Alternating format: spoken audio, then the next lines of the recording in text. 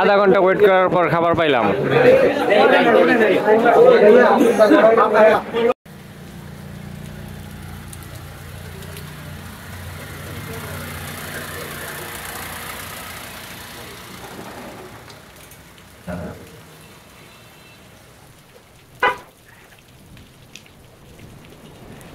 আমি প্লে করে দিছি।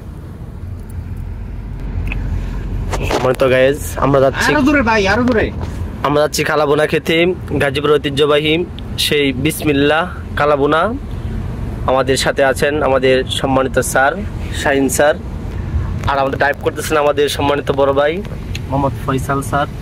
এই যে আমরা চলে আসছি কালাবোনা, গাজীপুরের বিখ্যাত কালাবোনা। গাজীপুরে যারা থাকেন এটা ট্রাই করেন নাই, তারা পুরাই মিস করতেছেন। সে একটা জিনিস, পুরা স্বর্গীয় কালাবোনা। কারণে অনেক ভিড় তো দেখতে পারতেছেন। আমার হচ্ছে প্রথম আসা, হচ্ছে আমাদের ফয়সাল ভাই, উনি আসছে আগে কয়েকবার আসছে, ফ্যামিলি নিয়ে আসছে। তা আমার হচ্ছে প্রথম আসা, দেখি কি অবস্থা, খাওয়ার পর ইনশাল্লাহ রিভিউ দিব।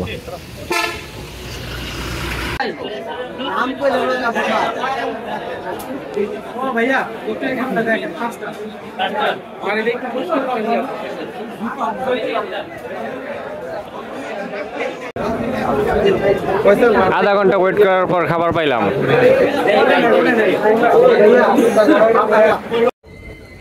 অনেক যুদ্ধের পর কালাবোনা খাইলাম, এখন সবাই দই খাচ্ছি। কালাবোনা কিরকম ছিল? গাজীপুরের বিখ্যাত কালাবোনা, একটাই আছে না আসলে আরেকটা আছে, কিন্তু প্রতিবার এখান থেকেই খাই। নামে যে প্রথম খাইলাম, খুব ভালো লাগছে, ট্রাই করা দরকার। মানে মানুষ এমনি আসে না, আর গাজীপুরের মধ্যে এরকম একটা জিনিস সত্যি আমার বাসার পাশে, কিন্তু আমি যে প্রথম ট্রাই করলাম, খুব ভালো লাগছে। আপনারা আসতে পারেন। নাই ভাই? জি ভাই, অনেক ভালো ছিল। আমি প্রায় আসি, অনেক ভালো। যারা আসেন নাই আসতে পারেন, ট্রাই করতে পারেন গাজীপুরের ঐতিহ্যবাহী কালাবোনা। শাহিন ভাই? নাইম ভাই প্রায় টাইম গার্লফ্রেন্ড নিয়ে আসে, প্রায় টাইম আসে। আপনার কিরকম লাগছে এটা বলেন। ভালো লাগছে অনেক। মাঠ থাকলে মাঠ, এরকম মাঠ লাগবো।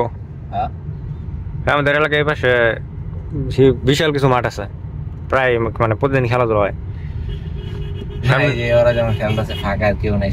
সামনে জাদরের দাম যদি থাকে তাহলে লম্বা সময় ওয়েট করতে হইব। এই যে আমাদের এক্সপ্রেস ওয়ে, ঈদের দিন ফ্রি ঘুরে আসছি। নাইম ভাইয়ের পার্সোনাল খামারে চলে আসছি। এই জায়গা, এই যে কৃষি গবেষণা, পরে এই যে ওনাদের খামারের প্রজেক্ট।